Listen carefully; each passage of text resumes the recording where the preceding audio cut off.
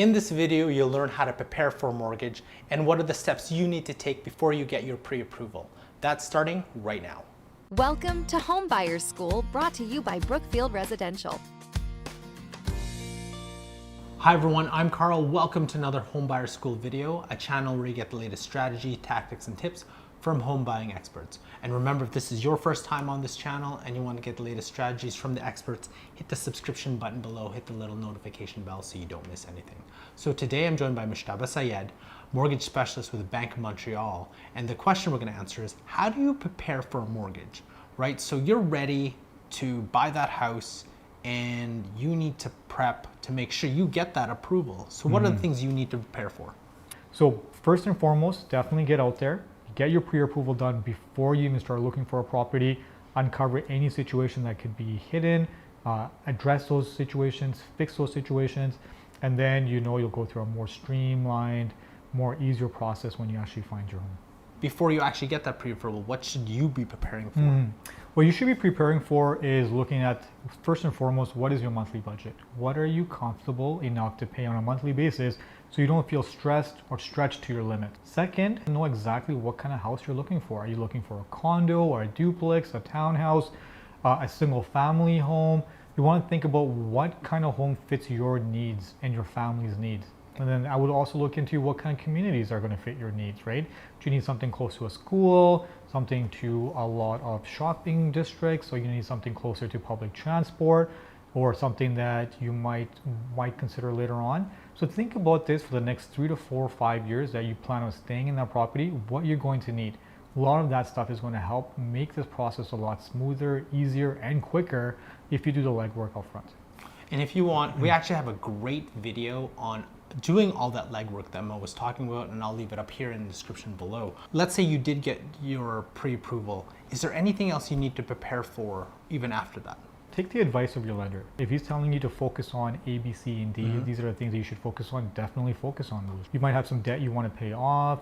Don't leave that to last minute. You might have some savings to do, start doing that right away. So whatever guidance that your lender or a specialist gives to you, take that and start applying that right away.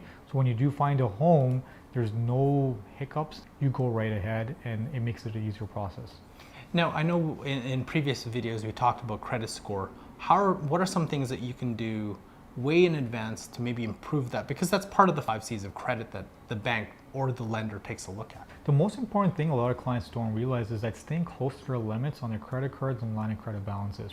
So if you have some credit cards that are close to their limits, pay those down. A bank will always look at to see what you are allowed to utilize and how much you have utilized.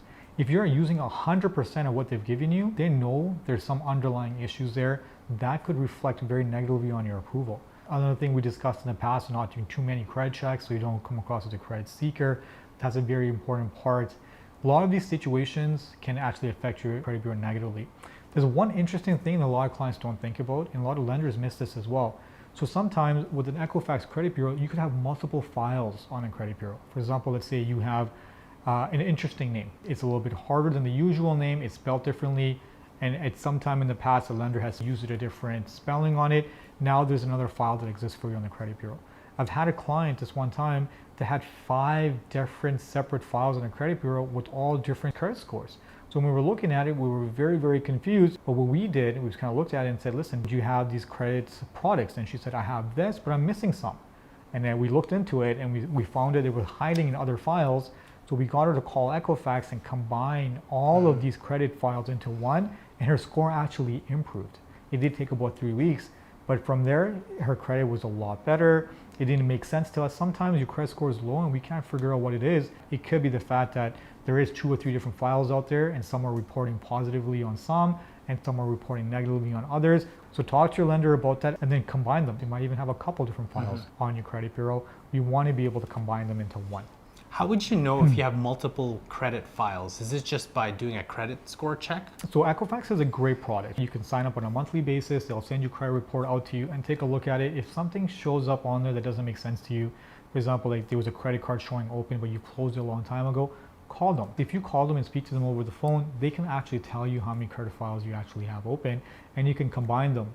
Unfortunately, a lot of clients don't really do that. They don't really contact Equifax. They don't really stay on top of Equifax right from the get-go. till they get to the bank. So before you even start your pre-approval, maybe look at your own credit bureau. It doesn't count as an inquiry against you. It does cost some money. You're allowed to have one free one every year, like that Equifax sends out to you by mail. But you can always go online anytime and look at your credit score. And you can actually decide, hey, listen, these are some things missing. Let me fix this first before I go in for my pre-approval. So I have a feeling a lot of people who are going to watch this are going to be jumping off and checking their credit score right now. And there should be. Yeah. That is exactly what we want them to do. And you're going to come back to us with a lot of questions, and we're going to answer all those questions for you guys, because this is something I feel like almost every lender has missed. Most of the clients that come to me, they're coming to me with low credit scores. We can't figure out why. And sometimes it just takes one phone call. And just to let you know, this video isn't sponsored by Equifax. So Mo, do you have anything else to add in terms of preparing for a mortgage? What I would say is just getting on top of it, getting in front of it, right? Because this is going to be the biggest investment of your life. It will take some homework on your end, and it's something that it could be a very frustrating process if you haven't done that, right? It could actually delay you from being a homeowner to a certain time period if you had just done it sooner. I would say do it sooner than later. It's like anything in your life you want to work towards. It's going to take some effort on your part, put some effort into it, ask us questions, talk to the experts, and getting into the perfect home. So when you do find a perfect home, it's easy for you. So if you want to know more about the entire mortgage approval process, we've got a great video series for you here, as well as a great video series on understanding mortgage rates here, which you'll definitely need to know if you're planning to get approval on a mortgage in the next several months. And don't forget to hit the subscribe button to keep learning from the experts, and I'll catch you in our next video.